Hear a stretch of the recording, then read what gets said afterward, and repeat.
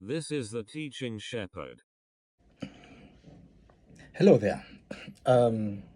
This week I have engaged quite a number of people on social media regarding this idea of whether pastors should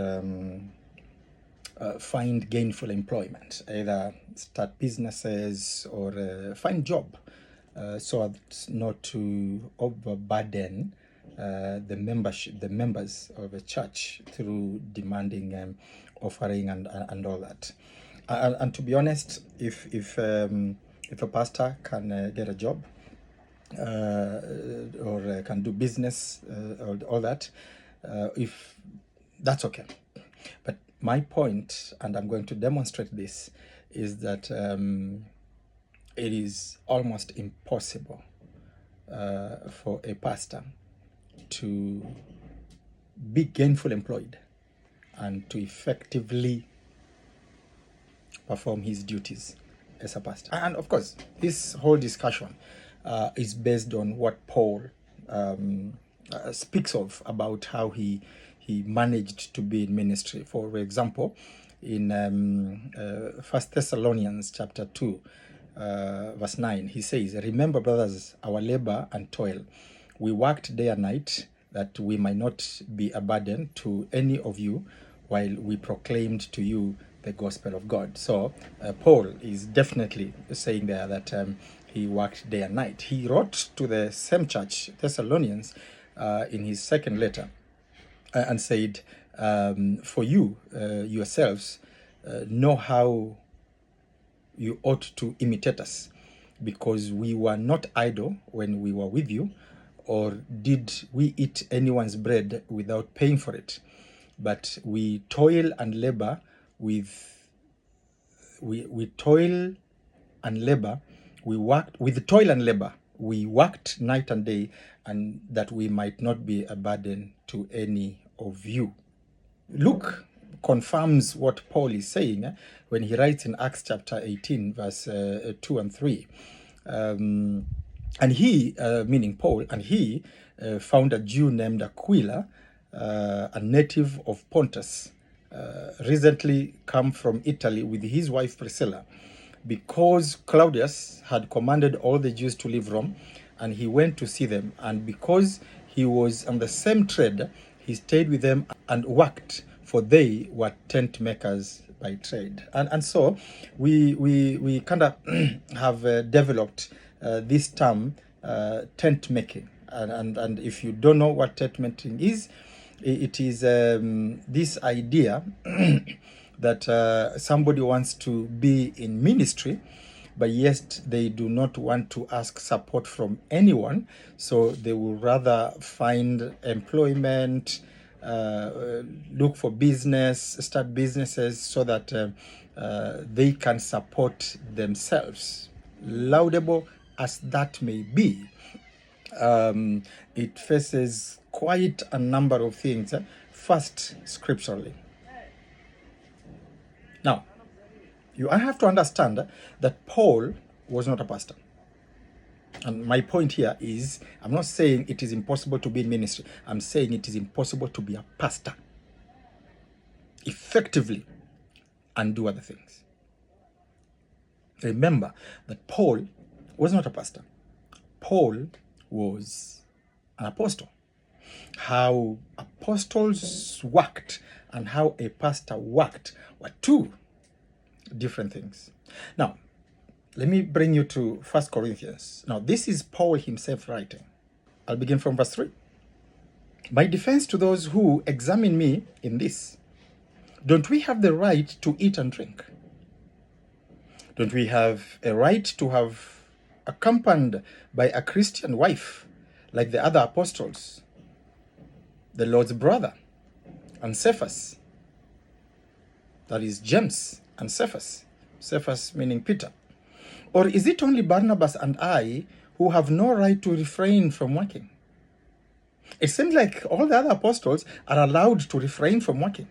All other apostles are allowed to not work and be supported by the church.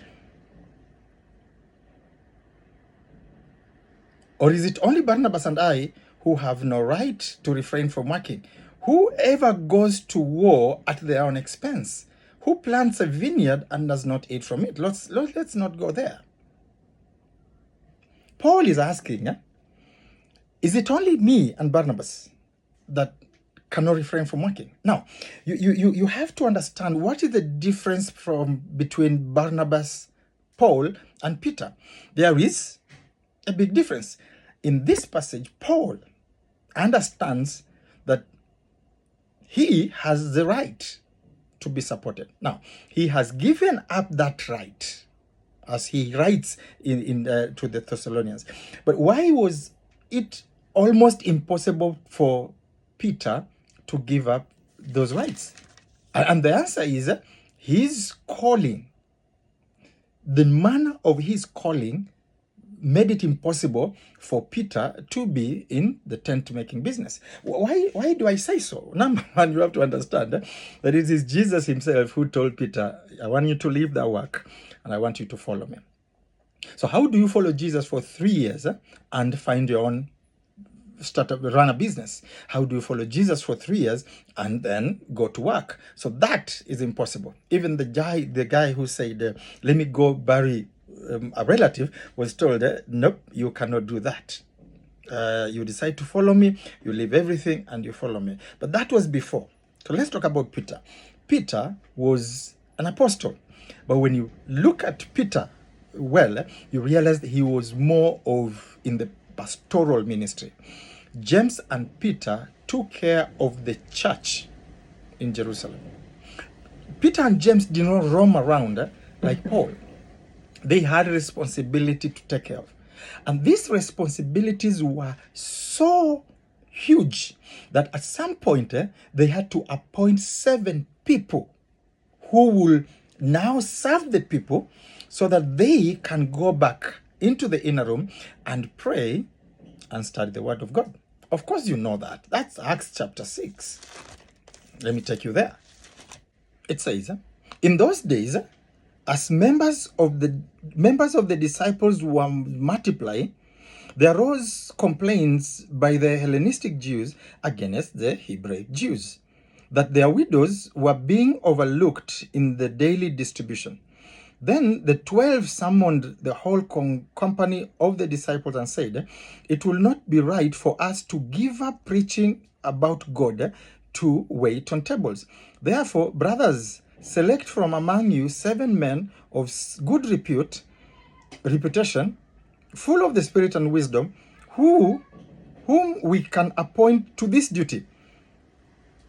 But we will devote ourselves to prayer and to the preaching ministry. Peter is saying, wait a minute. We have a job to do, and that is to pray and devote ourselves to the preaching ministry. We cannot get involved in waiting tables. Now, that is even waiting tables in the church, let alone going out and become a doctor. Come on. That is just within the church.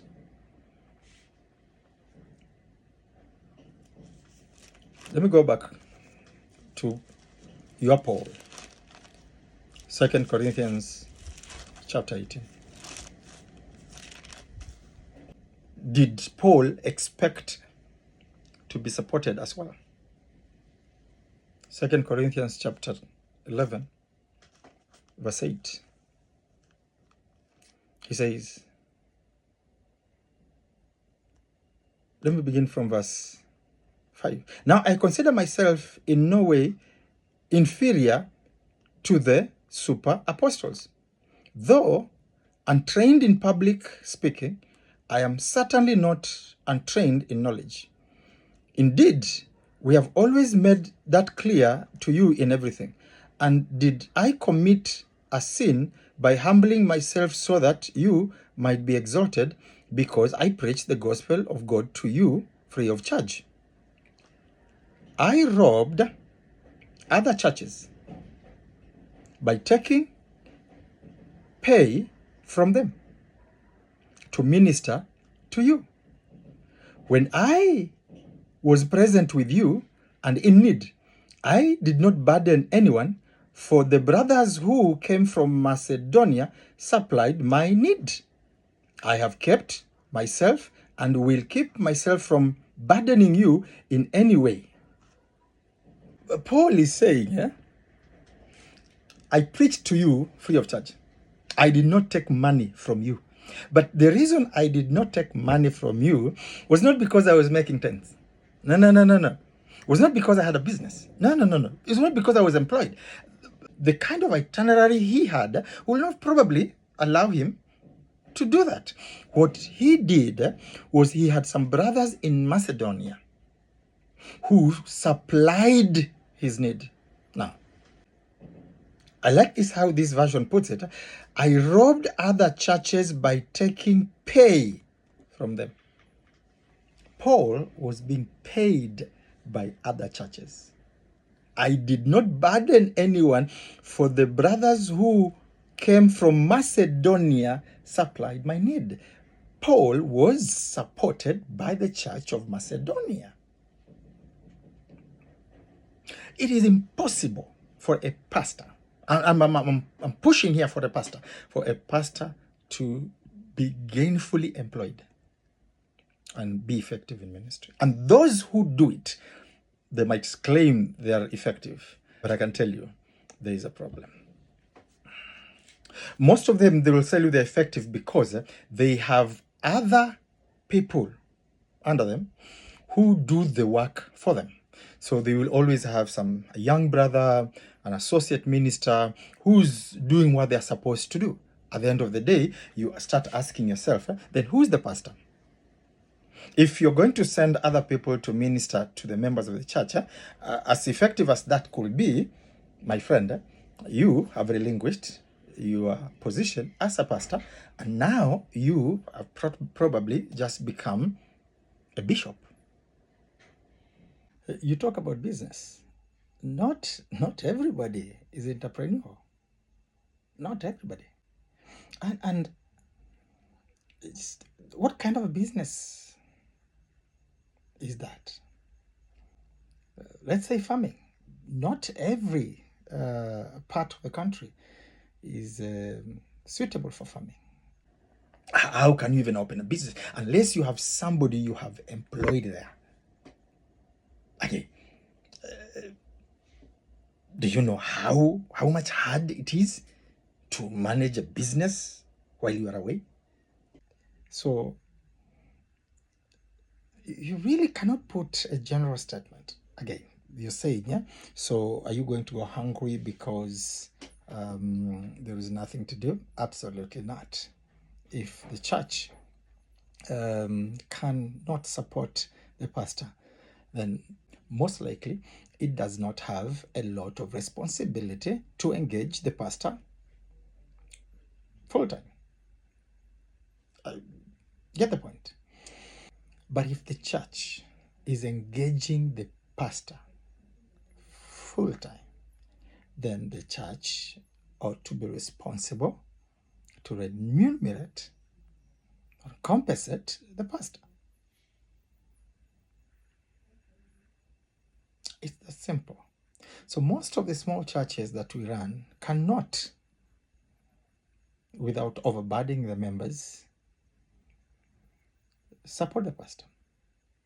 But at the same time, they don't have a rigorous work schedule that limits the pastor from engaging in some of these things. But as the church grows and as the responsibilities grow, then the church ought to start saying, hey, I think we are engaging the pastor in a number of hours that it will be unfair not to compensate the pastor adequately so that he can focus on what he does here. That is my point. So last week I traveled to Namanga, came back. This week, I'm traveling to Nairobi. I'm coming back. I have a crusade to prepare for to Taveta. In April, I have a training that I'm doing in Nairobi for 1 week. I come back. I myself go off to another training of 1 week in Nairobi again. I come back in May. I'm going to Uganda for 2 weeks, June, July, and that's how the whole thing is. Back to back. Then you have ministry here. You wake up, you think you're going to work, a phone call comes in, a member of the church wants to see you. You want to go back home and relax. A member of the church calls, they're in hospital. The issues that come up are not programmed unless you have somebody else who does that for you. How can you be employed and fit in this and very unpredictable itinerary of being a pastor? How can you even open a business unless you have somebody you have employed there? Again, do you know how much hard it is to manage a business while you are away? What if you don't get a honest person? So do you lose money every day? Paul says, when I was with you, I preached free of charge. But remember, it wasn't because I worked for it. I did that because there's a church that was paying me. Some of us are here because there are people outside our congregation, outside the people that we are ministering to, that have held our hands for years to make sure that we remain on our feet so that we can serve the people of God free of charge. I don't think it's possible for a pastor to effectively shepherd the flock of God and be in gainful employment. I don't think so. This is the teaching shepherd.